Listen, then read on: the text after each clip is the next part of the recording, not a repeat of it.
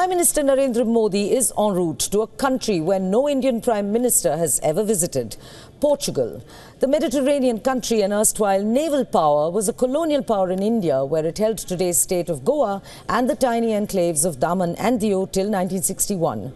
Prime Minister Modi's visit is being seen as an attempt by India to engage the European country, which is under pressure to collaborate with China, as China forges ahead with its various initiatives like the Belt and Road for maximum connectivity for Chinese goods, but also to expand its area of strategic influence.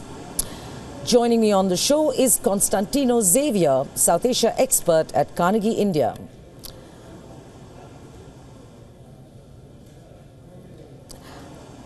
Hi Constantino, thank you for joining us at WION. Could you outline why it took so long for an Indian Prime Minister to visit Portugal? After all, it is a country that, like France and the UK, has cultural and historical ties with parts of India. Hi, thanks for having me. I think a big reason for this delay is the difficult relationship till the 1970s. Portugal was a colonial power in India. It ended badly in 1961 with the military takeover of Goa, Daman, and Diu by the Indian Armed Forces. So it took a long time for these two countries to really re-engage and look eye to eye on several issues. 20 to 30 years. And I think now that Portugal is fully integrated into Europe, and India is really surging as a great rising economic power, the conditions are right for a re-engagement. I'd love to ask you a personal question, Constantino Xavier. Going by your name, are you of Goan or Portuguese origin yourself? Yes, correct. Half Indian, but grew up in Portugal, so I have origins and family still, and a lot of connections to Goa. So it's no wonder that the comment you wrote this morning in an Indian daily was very insightful.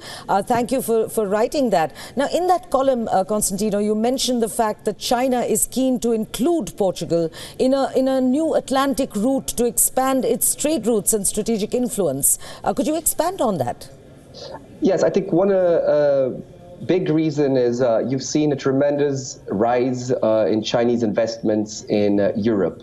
Europe has for many years liked to think of itself as a liberal, democratic fortress, very different from other countries. But this money power from the Chinese has really taken over Europe by storm.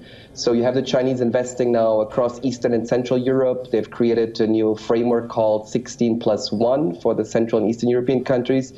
And actually, one of the highest FDI investment rates is in Portugal, where they've bought critical companies in telecom, energy, infrastructure. So that brings a lot of political leverage from the Chinese. And they're trying to look at Portugal in that sense to reach the Atlantic, to have also a good connection between, say, Eastern Europe, Greece, where they have also a very strong presence, and then the connection through the Mediterranean to the Atlantic Ocean.